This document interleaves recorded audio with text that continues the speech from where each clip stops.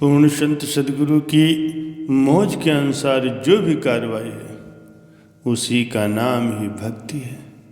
यदि सेवक सही ढंग से भक्ति पथ पर चले तो कोई कारण नहीं है कि सच्ची प्रसन्नता और आत्मिक शक्ति उसके हृदय में न आए। सहस्त्रों मनुष्यों की ये शिकायत होती है कि हम भक्ति भी करते हैं लेकिन एक न एक दुख हमारा पीछा छोड़ता ही नहीं।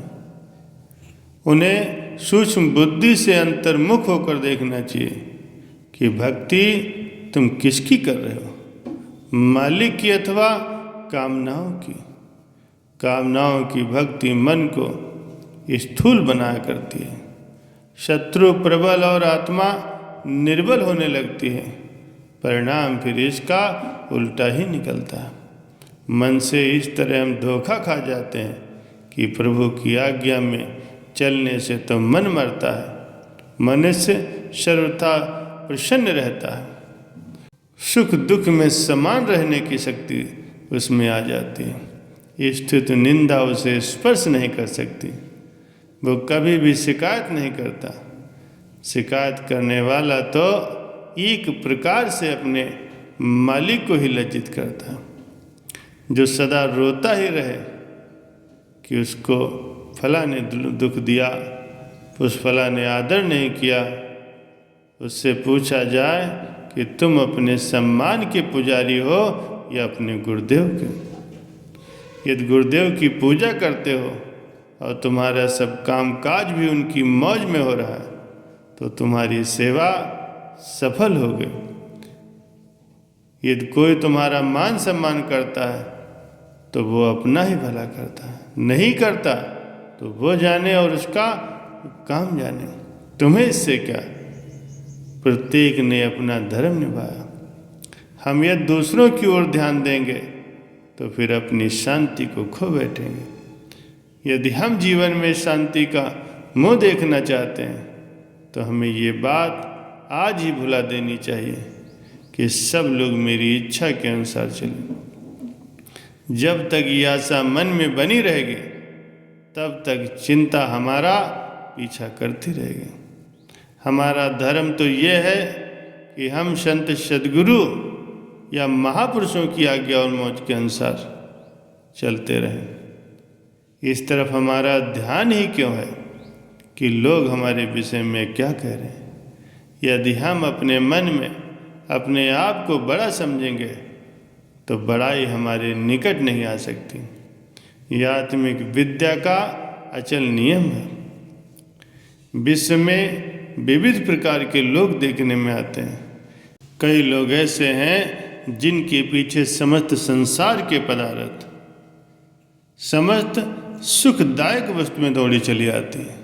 यदि वे उन्हें स्वीकार करते हैं तो वे वस्तु में और उनको देने वाले अपने आप को भाग्यशाली समझते हैं तथा वे लेने वाले को धन्यवाद देते हैं। दूसरे ऐसे लोग भी हैं जो पदार्थों के पीछे चकित और चिंतित रहते हैं लेकिन वे पदार्थ उनके हाथ नहीं आते। गहरी दृष्टि से देखा जाए तो इसका आधार भी मनोवृत्ति है। मन में यदि पूर्ण वैराग्य और त्याग है तो सांसारिक पदार्थों को तुम्हारे चरणों तक भाग भाग कर पहुंचना पड़ेगा। मार्ग में उन्हें कोई भी रोक नहीं सकता।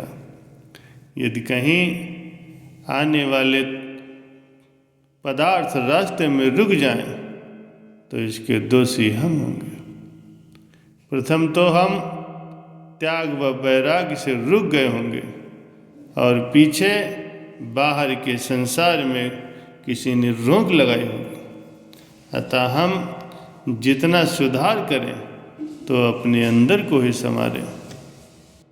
बाहर की चिंता करने का दायित्व हम पर नहीं है।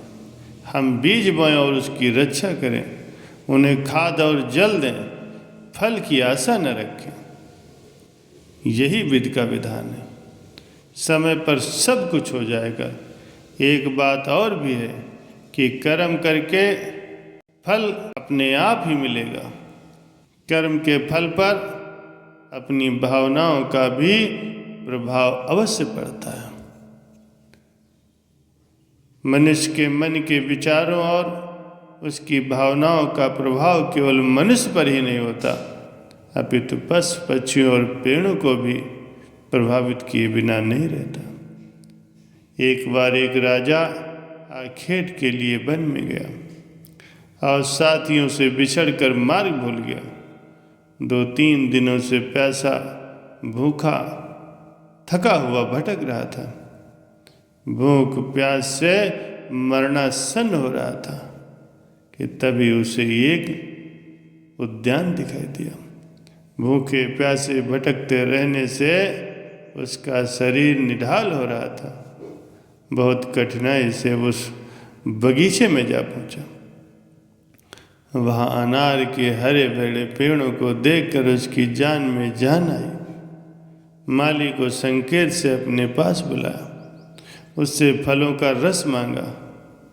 माली जो कि एक महात्मा थे, उन्होंने अपने आश्रम में ये उद्यान लगाया हुआ था।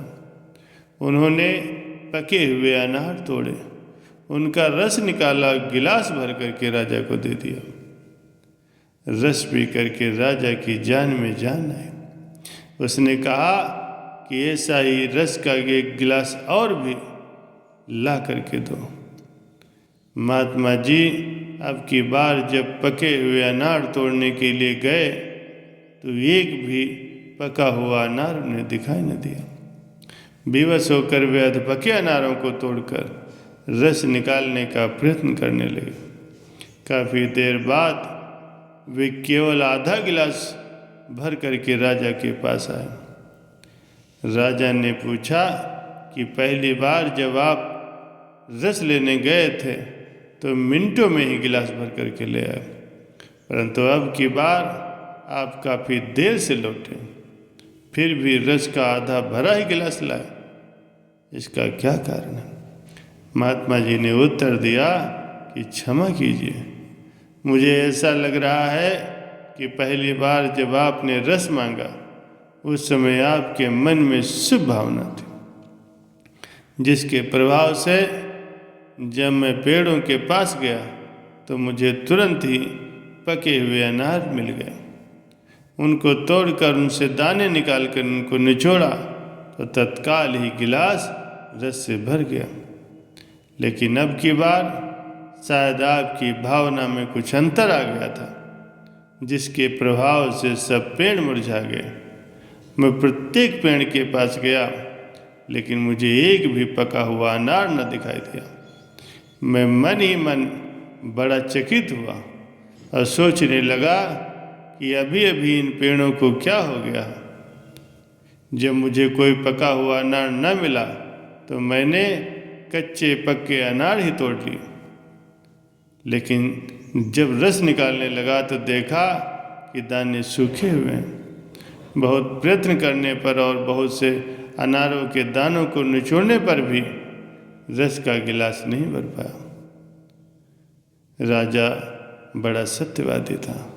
उसने अपना अपराध स्वीकार करते हुए कहा, महात्मा जी, मैं इस देश का राजा हूँ।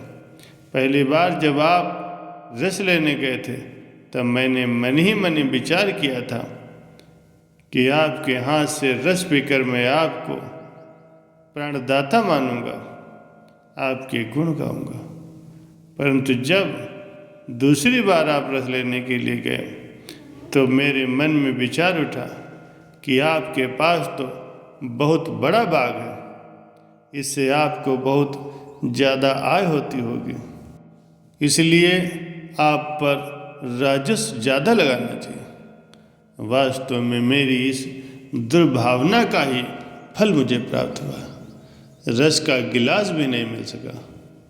मैं आपको वचन देता हूँ कि भविष्य में कभी भी किसी के भी प्रति कुभावना का मन में स्थान नहीं दूंगा।